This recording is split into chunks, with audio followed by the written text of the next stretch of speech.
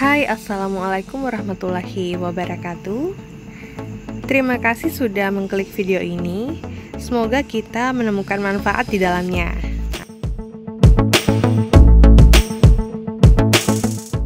Nah, hari ini lumayan cerah. Kita kembali di kebun kakao. Kali ini masih tentang pola tumpang sari kakao dengan tanaman lainnya. Nah, di kebun ini masih dengan tanaman nilam sebagai tanaman selanya. Ini kondisi tanaman kakaonya masih muda, baru setahun setelah tanam, dengan jarak tanam sekitar 3,5 kali 3,5 meter. Nah, tanaman kakaonya sudah dilakukan pemangkasan pemeliharaan dan pemangkasan bentuk.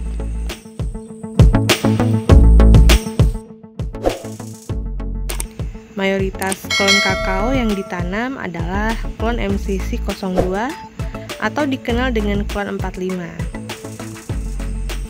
Nah, di sela-sela tanaman kakao ini kemudian dimanfaatkan sebagai lahan tanaman nilam juga. Bisa dilihat kondisi nilamnya sangat bagus dan sepertinya tidak lama lagi nilam-nilam ini akan dipanen, apalagi dengan kondisi harga sampai bulan ini masih mencapai harga 480.000 per kilogram ya. Nah, dengan luas lahan sekitar 1 hektar ya bisa dibayangkan potensi pendapatannya.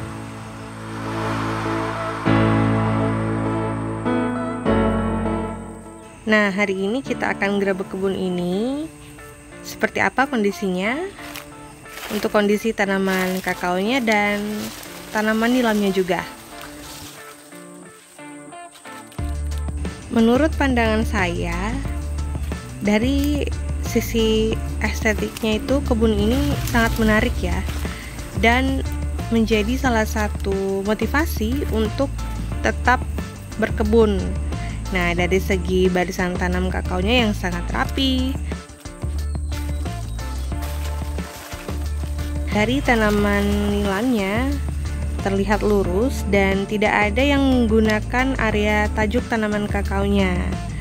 Nah, sehingga hasilnya nilai estetisnya tuh terlihat sangat cantik. Sebagai catatannya bahwa dalam melakukan pola tumpang sari, prinsipnya adalah tanaman budidaya kita tidak ada yang saling mengganggu. Entah dari sisi komposisi hara, persaingan untuk faktor pembatas terutama cahaya matahari, tanaman sela tidak mengganggu areal perakaran tanaman utamanya. Nah, dalam hal ini adalah tanaman kakao ya. Dan di kebun ini saya melihat layout untuk kedua tanamannya sangat teratur ya. Jadi prinsipnya saling mendukung kan. Nah, sela kakaonya justru menambah pendapatan dengan adanya tanaman nilam daripada hanya ditumbuhi rumput. Setelah nilamnya dipanen, buah-buah kakao ini pun siap untuk dipanen. Nah, tanaman kakaonya sudah mulai berbuah, sudah mulai ada buah yang bisa dipanen. Ya, buah perdananya ya, jadi seperti ini. Salah satu yang menurut saya perlu ditambahkan di kebun ini yaitu adanya pohon pelindung. Mungkin saja pertimbangannya belum maksimal untuk menggunakan tanaman pelindung karena ada tanaman sela yang diharapkan menopang pendapatan sebelum tanaman kakao ini berproduksi maksimal.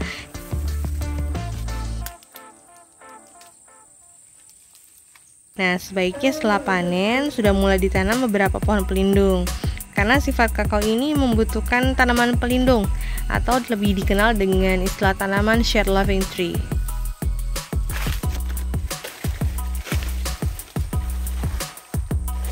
Kemudian dari segi klon, sebaiknya ada varian yang juga menurut saya ya perlu ditambahkan. Nah, mungkin bisa diselingi dengan klon Sulawesi 2 misalnya, ataupun klon lainnya seperti MCC01 ataupun Sulawesi 1.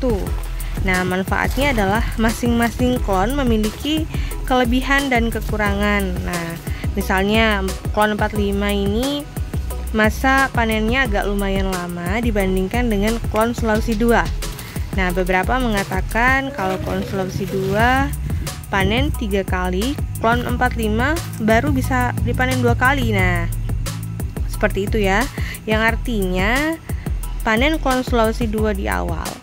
Nah, setelahnya dilanjutkan dengan klon 45 dan seterusnya seperti itu ya. Jadi masa panen bisa lebih panjang.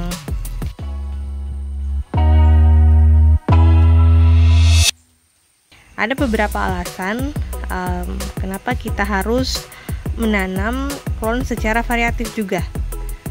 Nah, kita akan bahas secara terpisah biar videonya tidak terlalu panjang ya. Nah, pada intinya kebun ini sangat menggugah dan menambah motivasi kita untuk berkebun ya. Jadi mari kita manfaatkan lahan kita semaksimal mungkin dengan berkelanjutan.